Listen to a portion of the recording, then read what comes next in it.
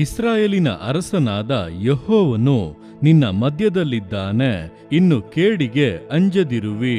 ಚೆಫನ್ಯ 3:15.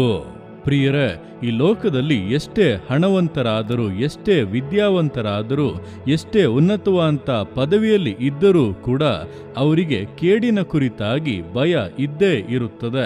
ಆದರೆ ಆ ಭಯವನ್ನು ನೀಗಿಸುವಂತ ಒಬ್ಬನೇ ಒಬ್ಬನು, ನಾವು ಆರಾಧಿಸುವಂತ ಯೇಸು ಕ್ರಿಸ್ತನು. ಆತನು ರಾಜಾದಿರಾಜನಾಗಿ ಸರ್ವಶಕ್ತನಾಗಿ ನಮ್ಮ ಮಧ್ಯದಲ್ಲಿರುವುದಾದರೆ ನಾವಿನ್ನು ಕೇಡಿಗೆ ಅಂಜಬೇಕಾಗಿಲ್ಲ. ಕೇಡು ನಮ್ಮನ್ನು ನೋಡಿ ಅಂಜುವಂತೆ, ಸೈತಾನನು ದೂರವಾಗಿ ಹೋಗುವಂತೆ ಕಾರ್ಯಗಳು ನಡೆಯುತ್ತವೆ. ನಿಶ್ಚಯವಾದಂಥ ಪರಿಪೂರ್ಣತೆಯನ್ನು, ಮೇಲುಗಳನ್ನು ಜೀವಿತದಲ್ಲಿ ಹೊಂದಿಯೇ ಹೊಂದುತ್ತೇವೆ. ಧೈರ್ಯವಾಗಿರಿ, ದೇವರು ನಿಮ್ಮ ಸಂಗಡ ಇದ್ದು ಈ ವಾಕ್ಯಾನುಸಾರವಾಗಿ ನಿಮ್ಮನ್ನು ಆಶೀರ್ವದಿಸುವರು. ಆಮೆನ್.